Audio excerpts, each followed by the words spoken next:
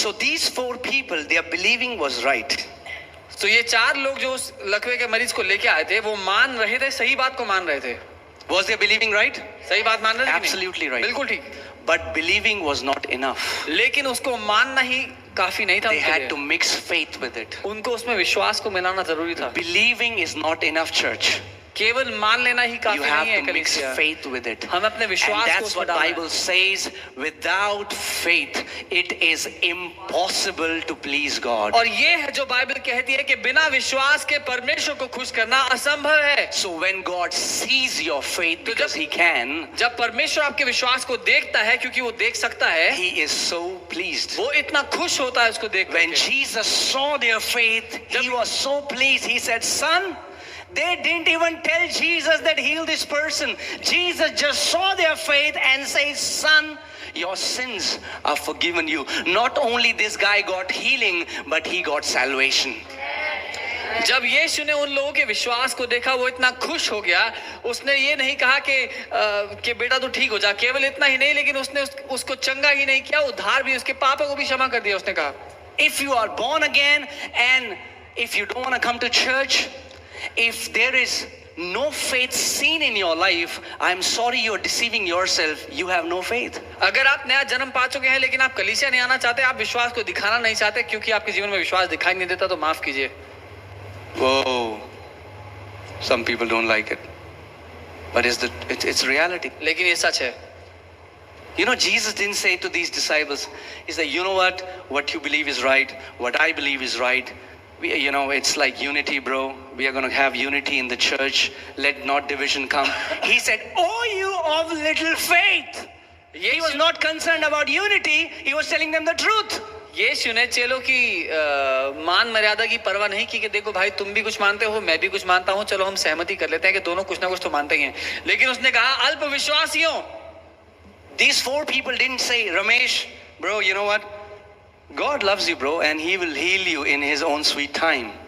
उसने, और ये जो 4 उसको लेके आए थे, बोला, देख भाई, भीड़ है घर में, प्रभु तुझसे प्यार करता है, अपने आप किसी ना किसी दिन ठीक कर देगा. For God makes everything beautiful in His own time. क्योंकि प्रभु अपने समय में सब कुछ सुंदर बना देता है. And then we'll go, और फिर वो वापस जाते हैं उसको लेके. when they are burying Ramesh. जब रमेश का क्रियाक्रम हो रहा होता, and then the pastor would say, और फिर पास्टर जी कहते, God works in mysterious ways, brother. Prabhu There are some things which are mystery. प्रभु रहस्यमय तरीकों से काम करता है. It was not God's will to heal Ramesh. ये प्रभु की इच्छा नहीं थी कि रमेश ठीक हो. If it was God's will, अगर प्रभु की इच्छा होती, then Ramesh would have been healed. तो रमेश पक्का ठीक होता. Because all his life Ramesh believed that God was going to heal him. क्योंकि जीवन भर रमेश यही मानता है कि प्रभु मुझे ठीक कर सकता है. Are you seeing what I'm saying? आप देख रहे हैं मैं क्या कह रहा हूँ? You can believe and die if you don't act on what you believe. कोई मानने के बावजूद भी मर सकता है उस परिस्थिति में, अगर उस परिस्थिति पर वो काम ना करे तो. Okay? It doesn't make you a special person or a bad person if you're not operating in faith. It's not about good and bad. It's about where you are. I want you to locate yourself. Just think it. Let this word go deep in your heart and just imagine, where are you in this walk of faith? ये किसी को खास या किसी को अलग नहीं बनाता. ये बस मैं देखने के लिए, आपको दिखाने के लिए चाहता हूँ कि आप देखें अपनी जिंदगी में आप कहाँ हैं उस विश्वास के जीवन में. Faith will not allow you to sit on your comfortable bed. क्योंकि विश्वास आपको चैन से बैठने नहीं देगा अपने बिस्तर पर. Amen. Hallelujah. Okay, let's go to one more scripture. एक और आयत है वो देखें. Matthew 21:21. मत्ती 21 उसका 21. How have you imagined Jesus would have rebuked the storm? आपने कैसे कल्पना की यीशु ने कैसे डांटा होगा उस आंधी को? Storm. आंधी जी. Hey storm. ए आंधी. चल जाना. Do you think that's how he spoke? ऐसे क्या होगा? Did he request to that storm? विनती की होगी. He rebuked it. उसने झाड़ा, उसने डांट लगाई. So all the anger that you have for your mother-in-laws and daughter-in-laws and your bosses, redirect it to the storms in your life and you will see victory in your life. सो अपनी सास के लिए या अपने बहू के लिए या फिर अपने बॉस के लिए जितना गुस्सा है वो सारा इन आंधियों में उंडेल दो, जिंदगी में जय देखोगे. Because the Bible says our warfare is not against flesh and blood. So I want to tell you, they are not your enemies. क्योंकि बाइबल कहती है हमारा ये आत्मिक मल्लयुद्ध शरीर के विरोध में, लहू और मांस के विरोध में नहीं है, इसलिए वो लोग आपके दुश्मन नहीं है. So when there are people who are irritating you, you are getting angry. Anger can be amazing.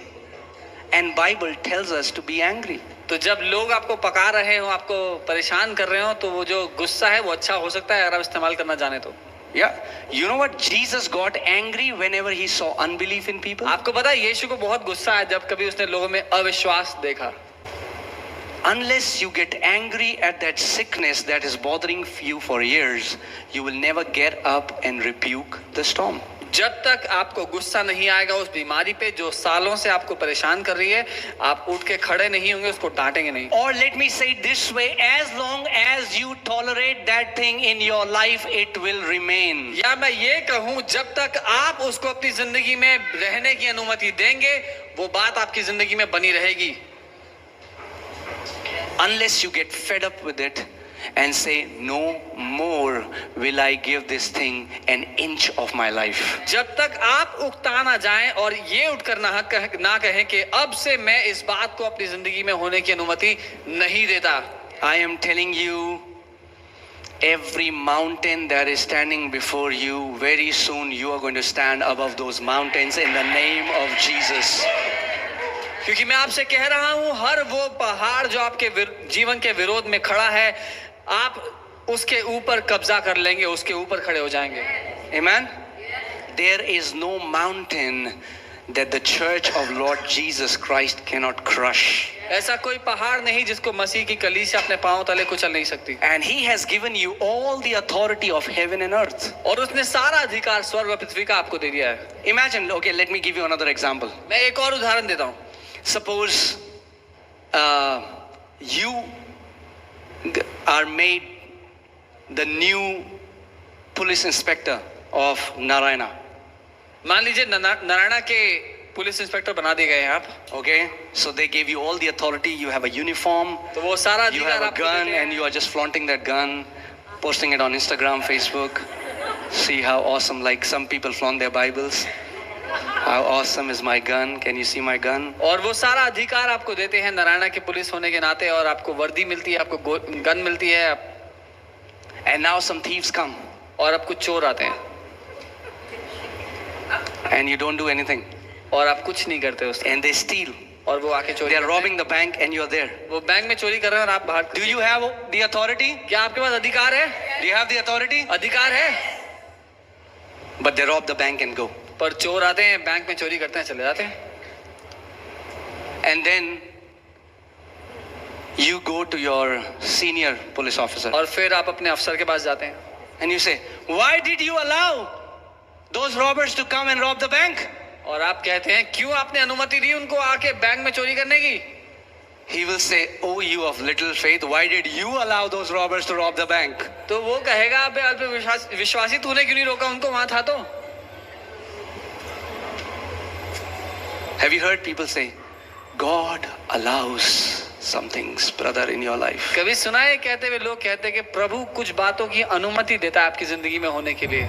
Well, let me tell you, it's not God who allowed, it's you who allowed. मैं बता दूं, प्रभु ने कोई अनुमति नहीं दी, आपने दी. Don't blame God. प्रभु पे ना इल्जाम He लगाएं. gave you the authority, उसने आपको अधिकार दिया, and in His word He says, give no place to devil. और अपने वचन में वो कहता है शैतान को कोई जगह ना दे. He says, submit to God and resist the enemy, and he will flee from you. वो कहता है परमेश्वर के अधीन हो और शैतान का सामना करो, वो तुम्हारे जीवन से भाग But जाएगा. he will only flee when you resist him. लेकिन वो तभी भागेगा जब उसका सामना करोगे. If he is not fleeing, that means we are not resisting him properly. अगर आपके जीवन के किसी क्षेत्र से शैतान नहीं भाग रहा है, इसका ये मतलब है कि आपने उसका सामना नहीं किया है. This is not resisting. ये सामना करना नहीं होता है.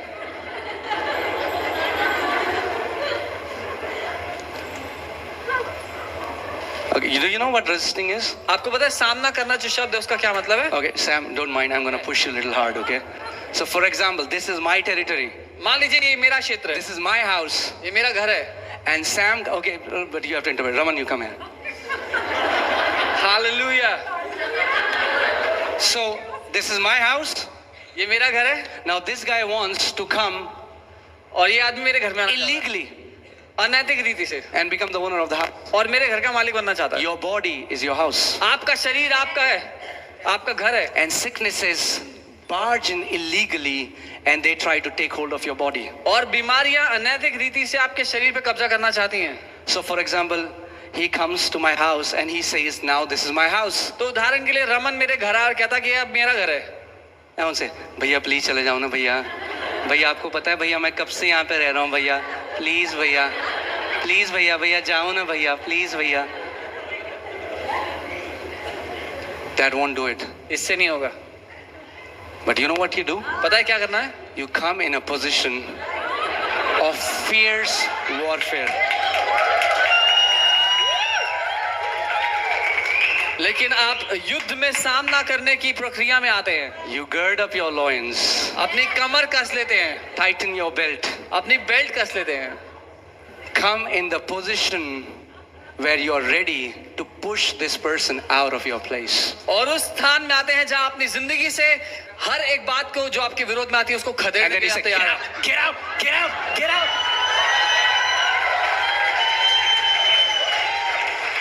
You push that thing out of your life, and until that thing is not pushed, you keep resisting, you keep speaking, you keep resisting, you keep resisting. और इस बात को अपनी जिंदगी से बाहर धक्का देकर खदेड़ते चले जाते हैं, खदेड़ते चले जाते हैं, जब तक वो आपकी जिंदगी से गायब ना हो जाए. आप उसका सामना करते उसको खदेड़ते जाते हैं. And you know what? Because you are an ambassador of heaven, the entire heaven backs you up. When you resist the devil, the heaven backs you up. और क्योंकि आप स्वर्ग के राजदूत हैं, जब आप शैतान का सामना करते हैं तो पूरा स्वर्ग आपके साथ खड़ा है उस बात में. Amen? Do you believe the Bible? क्या आप बाइबल को मानते हैं? The Bible doesn't say when you resist him, he might flee. The Bible says he will flee. Bible नहीं कहती जब आप उसका सामना करोगे शायद वो छोड़ के चला जाएगा. बाइबल कहती है जब सामना करोगे उसको जाना पड़ेगा. And if you will read that in Greek, it says he will run in terror. और अगर ये यूनानी में पढ़ोगे जहां लिखा है तो वो लिखा है कि वो डर कर घबरा कर भाग जाएगा. So when that thing is happening, you are going through something for years. You say, बहुत हो गया. तो जब आप इन बातों से गुजर रहे हैं, आपकी जिंदगी में कोई बात है, आप कहें बस. And Satan will flee in terror. Oh भाई साहब, इसको तो पता चल गया इसकी authority. और शैतान भागेगा घबराते हुए कि इसको मालूम हो गया अपने अधिकार के बारे में. Now let me tell you something very important that the church has missed. मैं कुछ बहुत जरूरी बता दूं जो कलीसिया खो चुकी है. If you don't do something about it, God cannot do anything about it. अगर आप किसी बारे में कुछ नहीं करेंगे तो परमेश्वर उस बारे में कुछ नहीं कर सकता. I'll say it again here carefully. I'm not saying God would not do. I'm saying God could not do. Could. मैं ये नहीं कह रहा हूँ परमेश्वर नहीं करेगा, लेकिन मैं ये कह रहा हूँ परमेश्वर नहीं कर सकता. Why? क्यों? Because in His sovereignty, He gave you all the authority. क्योंकि अपनी स्वेच्छा में उसने सारा अधिकार आपको सौंप दिया. Guys, is this making sense? Yes.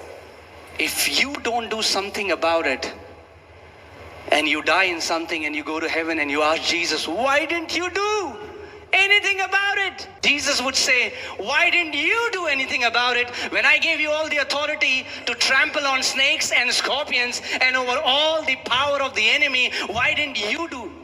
Why didn't you do anything about अगर it? कोई व्यक्ति किसी परिस्थिति में मर गया और जाकर यीशु के सामने स्वर्ग में खड़ा हुआ और उससे सवाल किया कि प्रभु आपने कुछ किया क्यों नहीं मेरी जिंदगी में जो परेशानी आई, तो यीशु का ये सवाल आपसे होगा कि तूने कुछ क्यों नहीं किया, क्योंकि मैंने तो तुझे अधिकार दिया था सांपों और बिच्छुओं को अपने पांव के तले रोंदने का. You cannot blame him when he gave you all the authority. आप उस पे इल्जाम नहीं डाल सकते जब उसने सारा अधिकार आपको दे दिया. तो